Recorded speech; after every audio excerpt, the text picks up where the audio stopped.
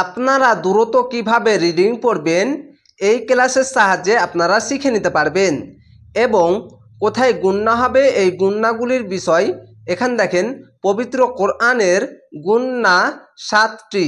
তো এই 7টি গুণনার বিষয়ও অনেক সহজেই শিখতে পারবেন এই ক্লাসের সাহায্যে।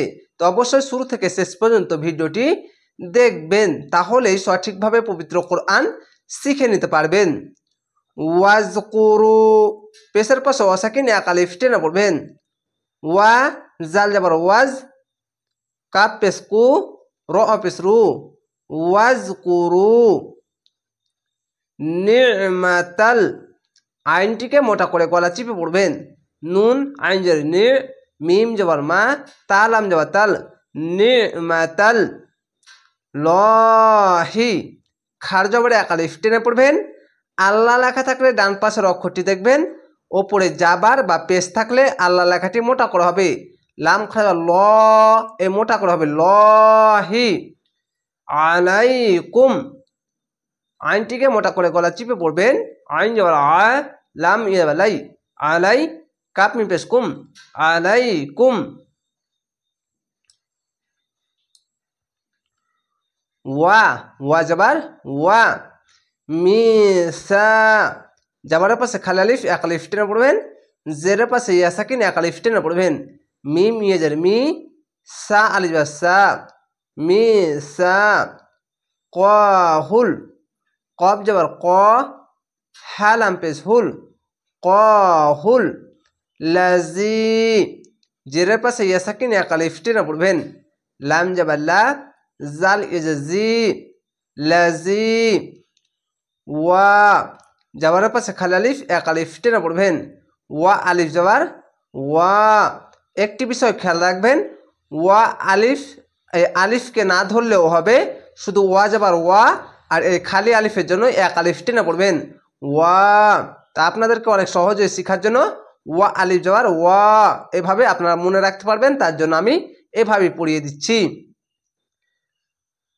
সাকাকুম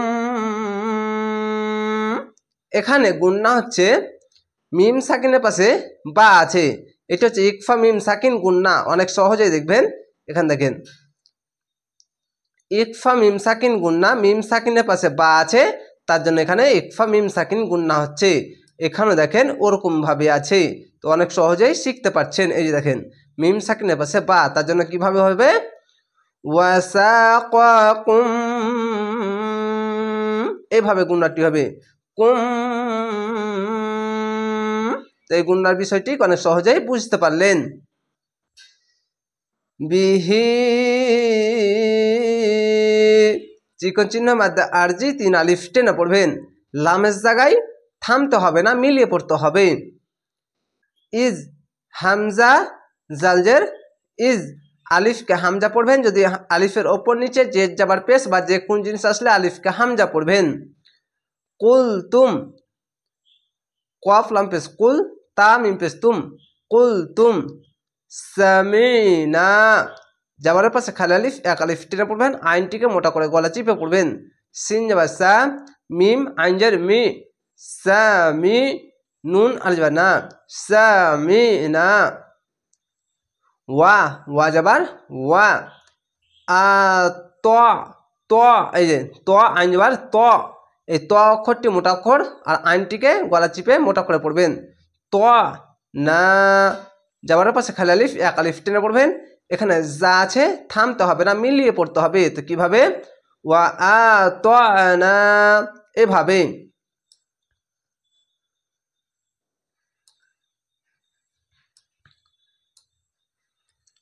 ওয়াত্তাকুল ওয়া তা যাবার ওয়াত, তা যাবার তা, ওয়াত্তা কফ লাম পেশ কুল, ওয়াত্তাকুল। এই দেখেন ওয়াত্তাকুল ল 3 আলিফ টেনে পড়বেন। কেন এখানে তো আছে থামতে হবে, তার জন্য শেষ অক্ষর সাকিন দিয়ে আর খার যাবারে এক আলিফ টেনে পড়তে হয়। অবশ্যই মনে রাখবেন যেখানেই থামবেন শেষ অক্ষর সাকিন দিতে হয়, সাকিন দিবেন এবং সাকিনের আগেকার অক্ষর যদি এক আলিফ টান থাকে তাহলে 3 আলিফ টেনে পড়বেন, মাদ্দে আরজি হবে।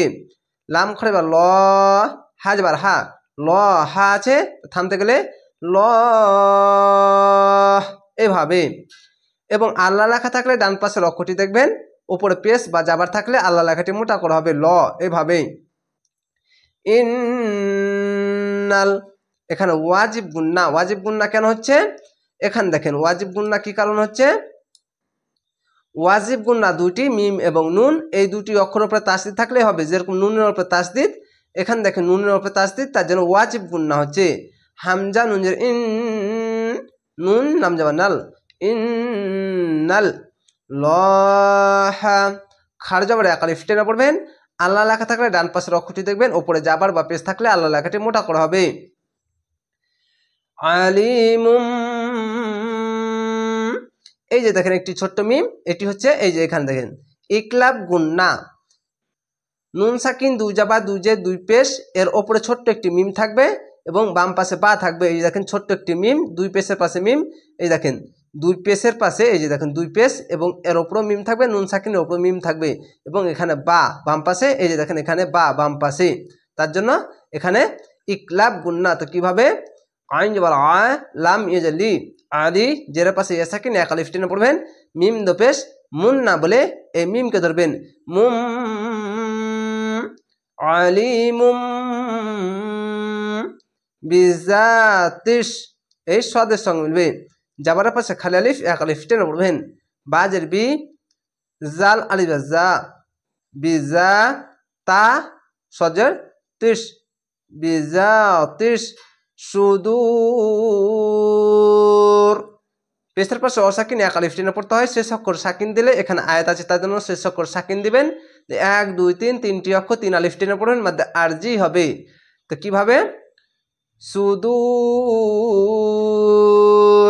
আশা করি আপনারা এইভাবে ক্লাসগুলো দেখবেন, ইনশাল্লাহ অনেক দ্রুত পবিত্র কোরআন রিডিং পড়তে পারবেন।